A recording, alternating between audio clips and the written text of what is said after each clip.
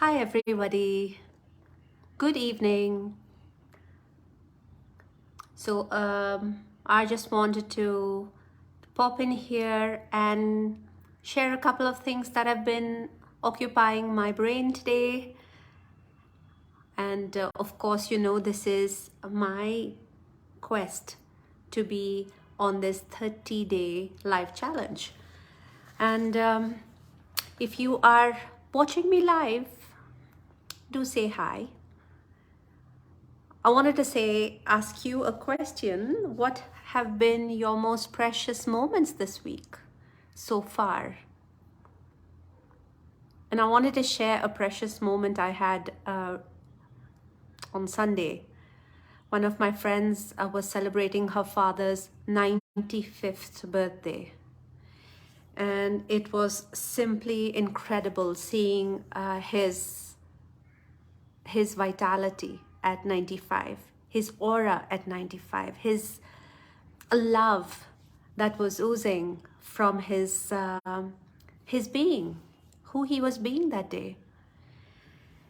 And then I was thinking about another big announcement that I read recently, and I was writing some notes, so if I'm looking here, it's because I've made some notes for today.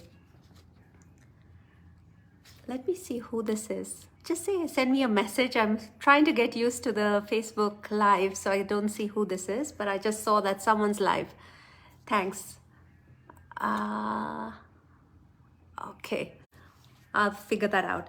So I also read about my favorite author, 𝗙tože𝗵, who recently passed, and he was 94. And when I was reading about him, there was such beautiful things that were written about him. Someone had written that, "Hi Anita, I'm talking about, hey, 𝗙tože𝗵, who recently passed." And I was thinking about what I'm reading about him. And someone was saying that an ancient oak has fallen. And he has really inspired many of us with his work. He's filled our brains, our minds, our hearts with incredible work in organizational culture. He was 94 and he leaves a beautiful legacy. And of course, a couple of books that we can learn from. And this was one of the books that I truly cherish. One thing that he says about humble inquiry, and I wanted to bring that today's live, is he says, it's the fine art of drawing someone out, of asking questions to which you do not already know the answer, of building relationships based on curiosity and interest in the other person. I just love that because I find that these are one of the tools that have been that I have used for on myself when I'm coaching myself as well as when I'm coaching others, because every time I have remembered to practice humble inquiry, it has opened up unthinkable possibilities.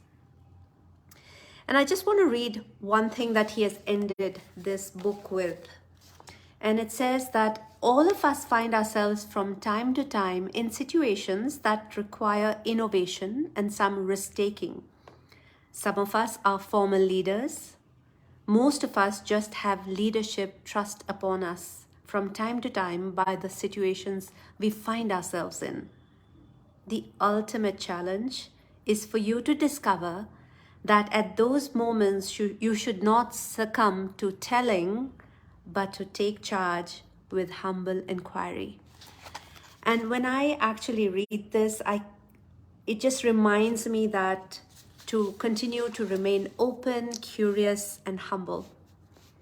And for me, that openness and curiosity is really important, especially when you're looking at solving, thinking about where you want to go, dreaming a dream.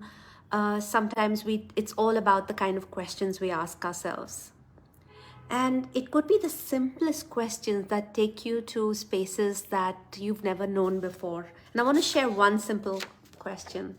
It might look, I don't know if it looks, how does it look? But this is AWE. That's all it is. And what else? And what else can take you to layers deeper than you are?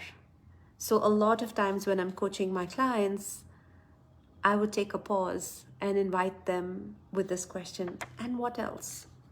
And there could be life-changing questions as well, of course. And I think I'm bringing this because today I just feel that questions fascinate me, and it's usually the answer is in the question. Especially questions that can stop you in the tracks.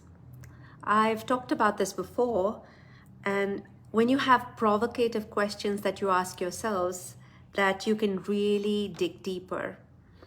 And one of the questions that I was thinking, that I've asked myself before, I want to share this here, is if you could wake up tomorrow having gained any one quality or ability, what would it be? That's a question that I've asked myself before. And today, as I celebrate 𝗙liche𝗵 and also my friend's amazing father who's just celebrated his 95 years, I was thinking about taking time travel, just taking a pause to describe yourself at 90. Okay, and writing a letter from you at 90 to your current self. Just imagine how that would be. Take a few moments to do that. What would you tell yourself? What dream would you encourage? What legacy do you want to leave? I think those are the questions that occupy me, and that's where I am. And I wanted to say that it's all in the questions. So today I want to leave you with this thought about what questions are you asking yourself. And besides the easy questions and the provocative questions, I'm asking myself really more powerful questions. And those questions are, who would I need to be a more loving person? Who would I need to be a more effective parent? Who would I need to be to create a level of confidence that is simply remarkable? Who would I need to be at peace with who I am, with my past? Who would I need to be fully in love with myself and my life? Who would I need to be to live the most extraordinary life I can live? These questions occupy me. And I just want to say that enjoy asking yourselves the question and the provocative question that I left you with. Love to hear your responses, and continue dreaming and creating the best incredible year ever. And of course we start February, so I'm wondering what's the question you're going to ask yourself as you step into February, the month of love. Thank you, anyone who's watching. Anita, I'm so glad you found that interesting, and I'm going to see you again tomorrow. Have a beautiful evening, everyone. Thank you for watching, and see you soon. Bye-bye.